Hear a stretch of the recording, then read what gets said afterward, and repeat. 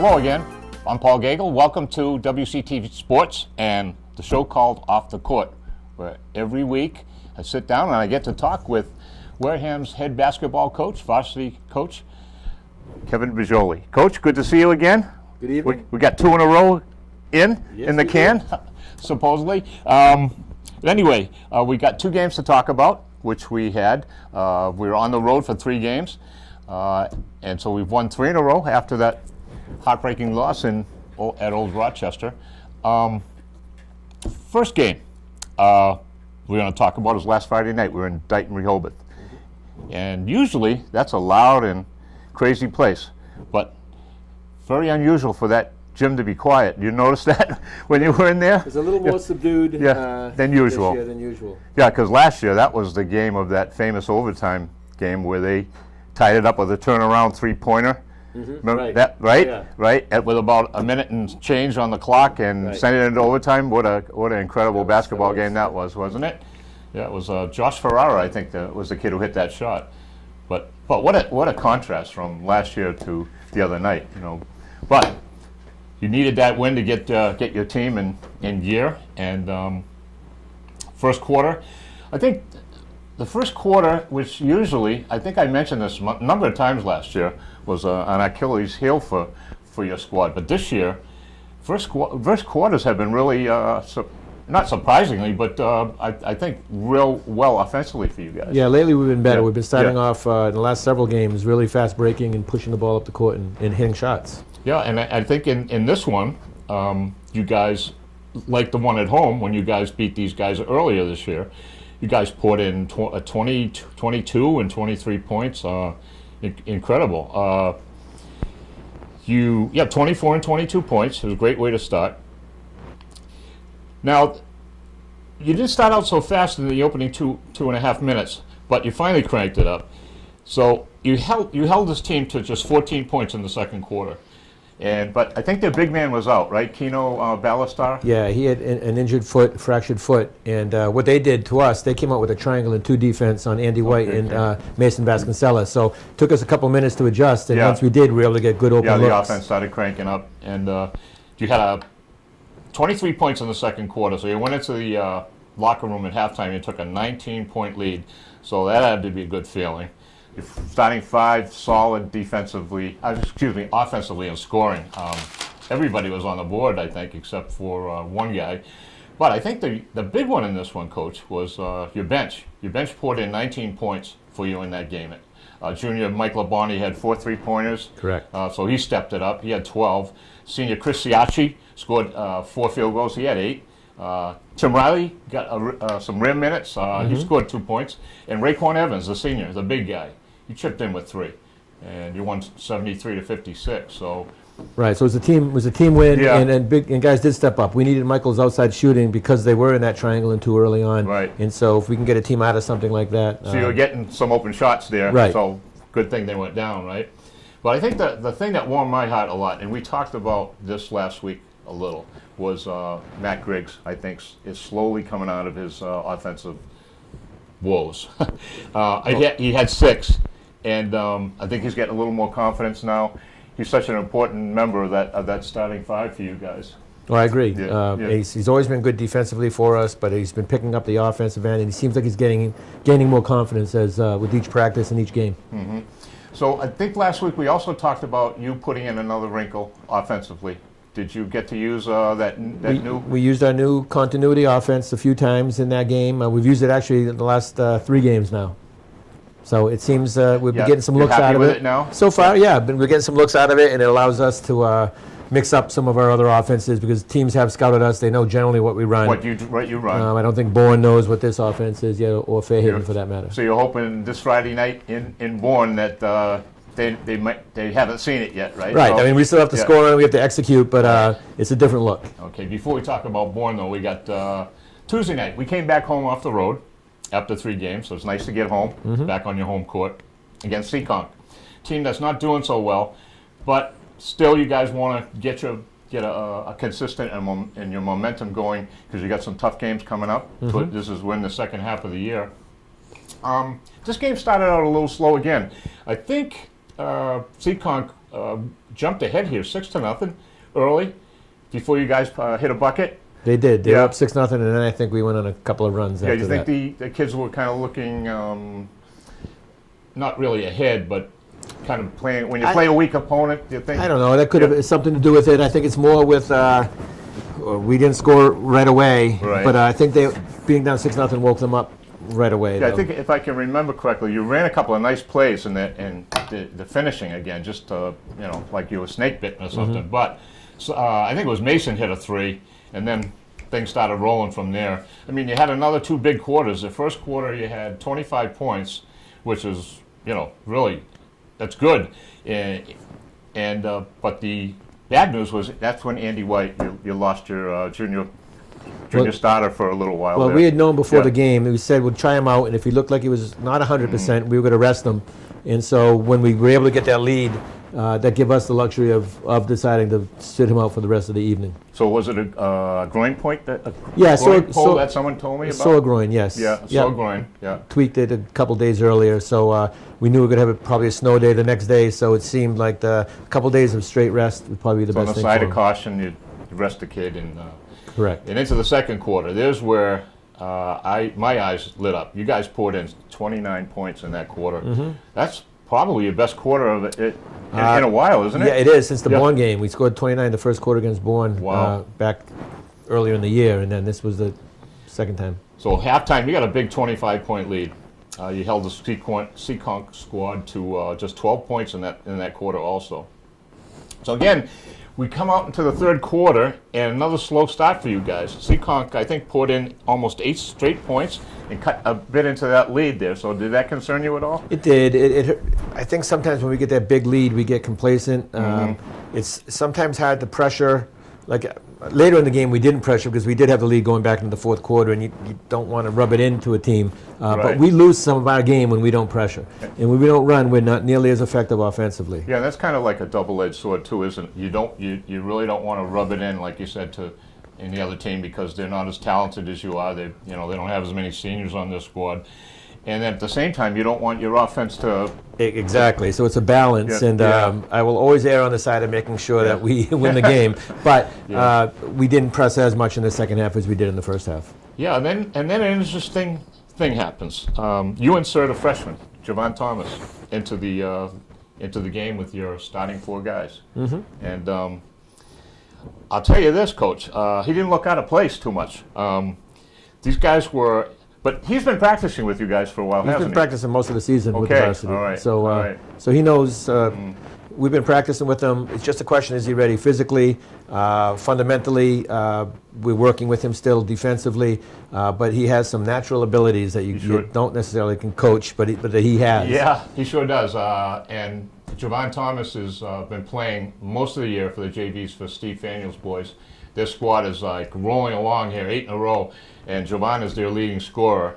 And the other night, he came in, I think in less than 5 minutes, Coach. He had 8 points, had like 4 rebounds, a couple of blocks, a couple of fast breaks where he got a couple of assists too. Very impressive. I know it wasn't a very strong team to play against, but you got to see Well, we what wanted this kid has. we wanted to give him a right? taste and to Yeah. see what it's like at the varsity level. And so when I do have to use him in a bigger game, it's not his first time. So that's one of the reasons we used him in that game. Yeah, and if in case you folks probably don't know this, but I did a little research on it. This boy's got a very famous grandfather. His name is John Curtis Thomas. He just passed away this past March. And John Curtis Thomas was a great high jumper for the American Olympic squad. As a freshman, he broke the indoor record, first to jump 7 foot indoors as a freshman at Boston University. In the 60s Olympics, he won the bronze medal. 64, he won the silver medal. Incredible life story, and should be a book written about him. But the thing that's interesting is his father was 6'5", so you know this kid's probably gonna. No, excuse me, his granddad was 6'5", could jump to the ceiling. So this kid's got a good bloodline. And we got his older brother too in the basketball program, sophomore Johnny. Correct. Right, I think that's John the third. But what a great story! I love stories like this. The kid's got a very famous and historical granddad, and someday there's probably going to be a book written about this guy. think he ended up being the athletic director at Roxbury Community Yes, College, that's right? true. Yep. Before he passed away. But he had a very unusual degree.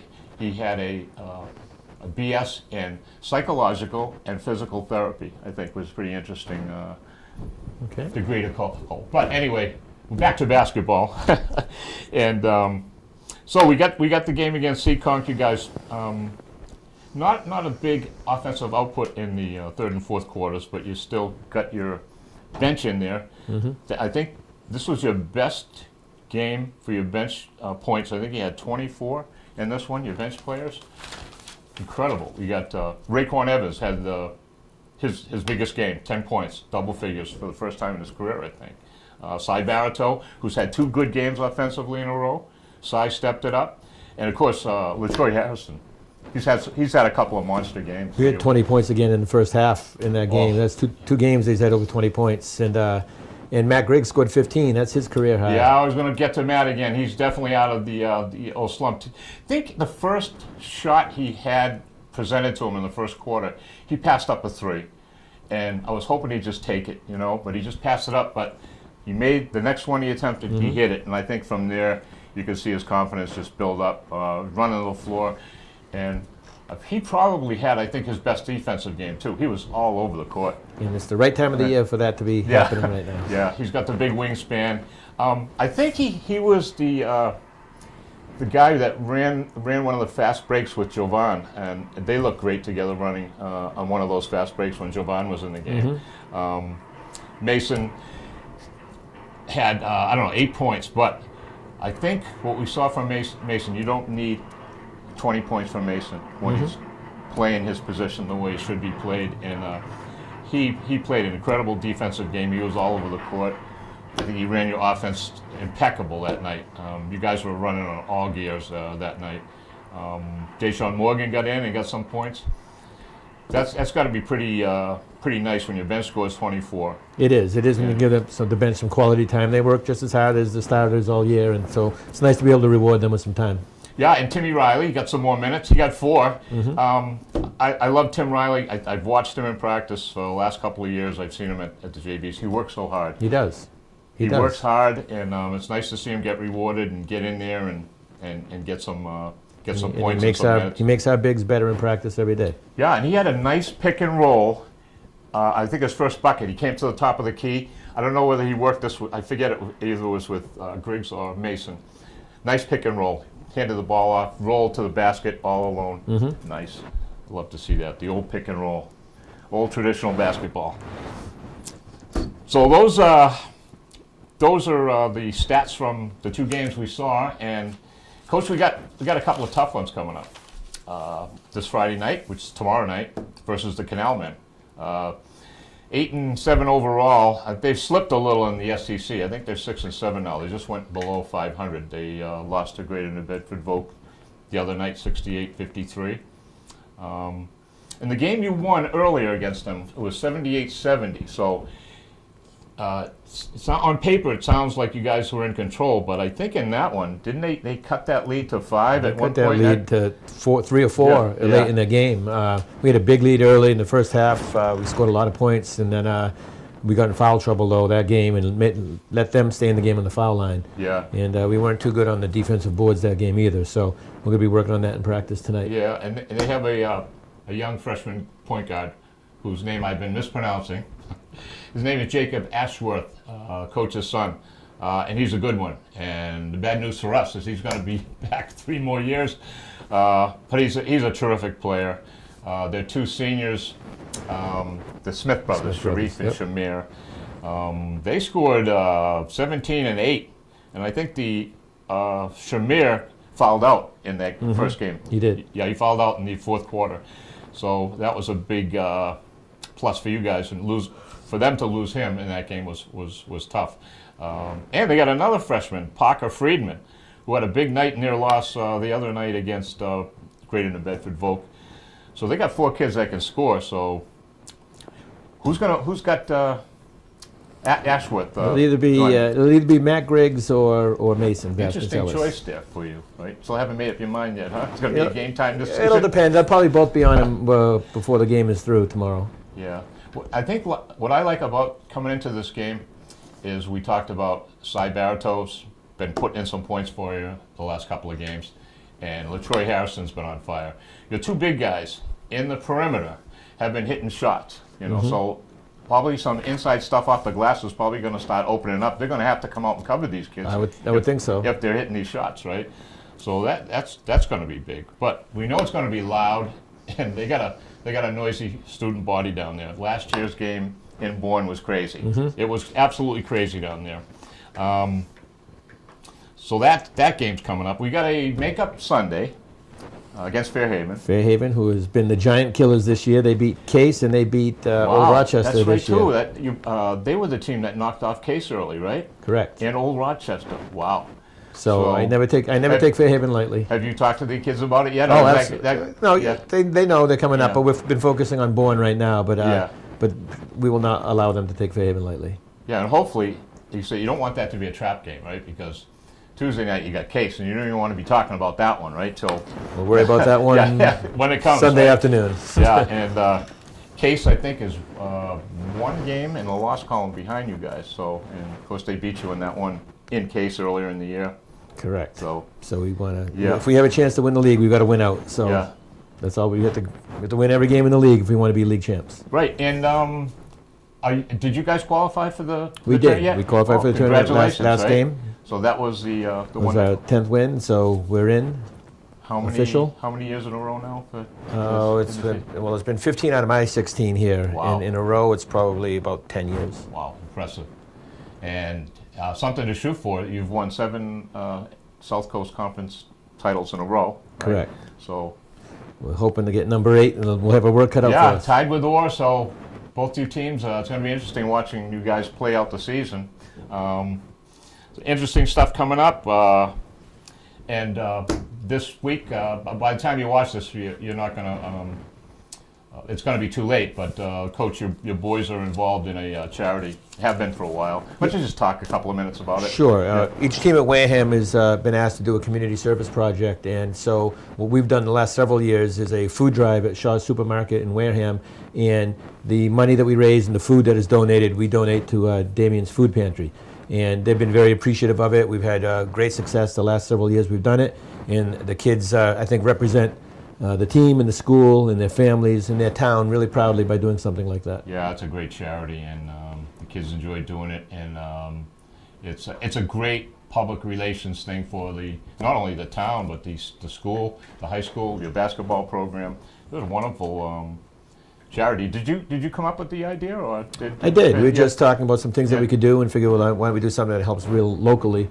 And we know people are hurting in town, and it seems like a nice, simple, concrete thing we can do that can have immediate benefits for So someone. do all the players get involved, the freshmen, JVs, and every player in the program takes a shift. We man the 2 doors as you enter Shaw. So I hope to thank you for donating. Yeah. They got me last year coming in, and I didn't even know it. I didn't even get a heads up on it but we talked about it in one of the off the court sessions last year.